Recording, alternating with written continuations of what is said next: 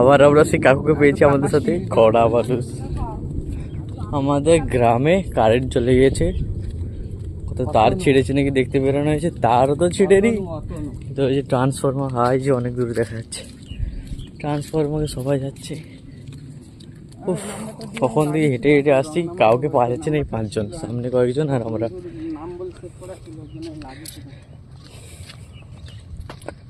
অনেকদিন পর সেরকম অসুবিধা হয়েছে। ইনভার্টার, বাড়ির ইনভার্টার খারাপ, কাকু আমার এখনো খড়াচ্ছে। ব্লগ করছো?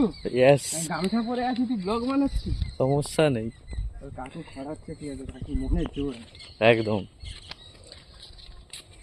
আগে মতো তো আর খড়াচ্ছি বল।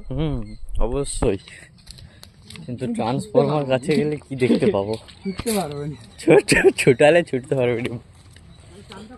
আমি বলি তোমার বাড়ি গুলাকে বলে চক খিলাই যাও, আমি বলি কোলে করে নিয়ে যাবি বল, তাহলে যাবো। বলে আচ্ছা নিয়ে যাবো। বিশাল শখ। দুয়ার পর নামাবেন গেলা আজ ট্রান্সফরমার, তো আরেকটু তো ঠিক আছে। ট্রান্সফরমার কি হয়েছে কাছে না গেলে দেখা যাবে না। ট্রান্সফরমার ধারে আবার পুকুর, পড়লে জলে, সমস্যা নেই। দেখেন এখানে আমরা বসে আছি, যে হাঁস এক ধরে রান্না করে খেতে পারি একদম।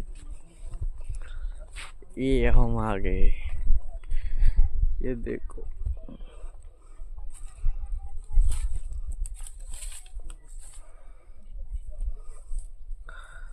बस ফিউজ কি ঠিক আছে?